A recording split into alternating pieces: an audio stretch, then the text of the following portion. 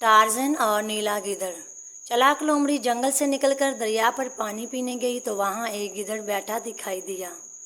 उस गीदड़ का रंग नीला था। लोमड़ी ने आज तक नीला गीदड़ नहीं देखा था।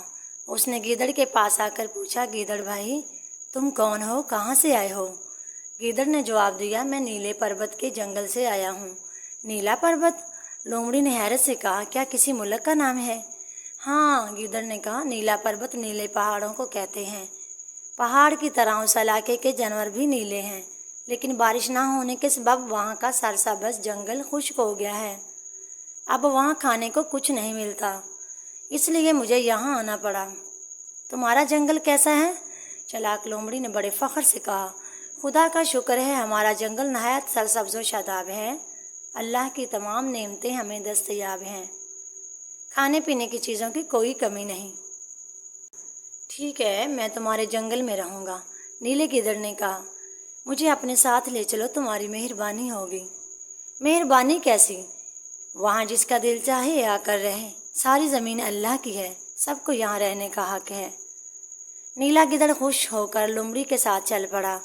लोमड़ी उसे अपने जंगल में ले आई और नीला गीदड़ मज़े से वहाँ रहने लगा। उस जंगल के जानवरों ने नीले गीदड़ को देखा तो बहुत हैरान हुए और एक दूसरे से कहने लगे, कितना खूबसूरत रंग है इस गीदड़ का। शायद ये ज़मीन की मखलूक नहीं, मुझे तो लगता है कि ये चाँद से आया है। एक बंदर ने हंस कर कहा। एक लंगूर बोला, मैंने उसे चालाक लोमड़ी के साथ आते देखा था, चलो उसी से पूछते हैं। जानवर चालाक लोमड़ी के पास गए तो नीला गीदड़ भी वहाँ मौजूद था। बंदर ने लोमड़ी से पूछा, चालाक लोमड़ी ये गीदड़ कौन है? ये मेरा मेहमान है, चालाक लोमड़ी ने जवाब दिया। अब ये यहाँ रहेगा? मेहमान तो है, मगर आया कहाँ से है? चांद से या मरीख से या गंजे लंगूर ने पूछा। मैं चांद से आया हूँ, नीला गीदड़ बोला। मैं चांद का शहजादा हूँ, शायद इसलिए तुम्हारा रंग नीला है, भालू ने कहा। लंगूर बोला, चांद के शहजादे, तुम यहाँ किसकी इजाज़त से रहने आए हो? मुझे किसी की इजाज़त लेने की क्या ज़रूरत है, मेरी मर्ज़ी, जहाँ मैं रहूँ। नीले गीदड़ ने गुस्से से कहा, जाओ अपना काम करो, वरना सबकी टांगें तोड़ दूंगा।